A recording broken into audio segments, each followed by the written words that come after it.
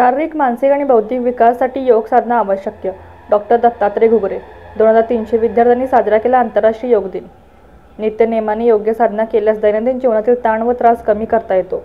आंतरराष्ट्रीय स्तरावर भारतीय प्राचीन योग साधनेचे महत्त्व अधोरेखित झाल्यामुळेच आज आपण आंतरराष्ट्रीय योग दिन साजरा करीत आहोत. योग म्हणजे मन आणि शरीरांचा एकत्रित करण्यासाठी केलेली साधना होय. शारीरिक, मानसिक आणि बौद्धिक विकासासाठी योग साधना आवश्यक आहे, असे प्रतिपादन संस्थापक अध्यक्ष डॉक्टर दत्तात्रय घुगरे यांनी व्यक्त केले.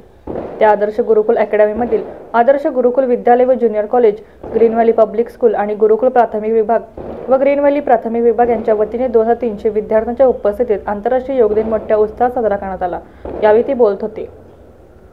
श्री घुगरे पुढे म्हणाले की 2020 साली या आदर्श गुरुकुल शिक्षण संस्थेमध्ये शिवजयंतीच्या निमित्ताने विद्यार्थ्यांनी 1,04,444 सूर्यनमस्कार घातले.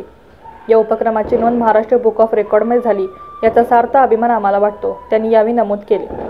यावेळी मुख्याध्यापिका सौ महानंदा घुगरे म्हणाले की निरोगी आरोग्य व मनशांती प्राप्त करण्यासाठी योग साधना सातत्याने व नित्यनेमाने करणे आवश्यक आहे. शरीराचा व मनाचा सर्वांगीण विकास साध्य करण्यास योगासन अत्यावश्यक आहे. यावेळी पूरक शारीरिक हालचाली, अनुलोम विलोम, भ्रामरी प्राणायाम, दंडस्थिती, बैठे-स्थिती, शवासंस्थेतील त्रिकोणासन, ताडासन, शवासन, पर्वतासन, नौकासन इत्यादी आसन सादर करण्यात आले. संस्थापक अध्यक्ष डॉक्टर दत्तात्रय घुगरे व मुख्याध्यापिका सौ महानंदा घुगरे, मुख्याध्यापिका व्ही.एस. डोईजड, पर्यवेक्षक एस.जे. जाधव, प्रशासक एस.ए. पाटील, गुरुकुल प्राथमिक विभाग प्रमुख एम.एस. चौगुले यांच्या उपस्थितीत जिमखाना प्रमुख नरेंद्र कुपेकर, एस.एस. मदने, व्ही.आर. पाटील यांनी विविध योग आसन सादर केली.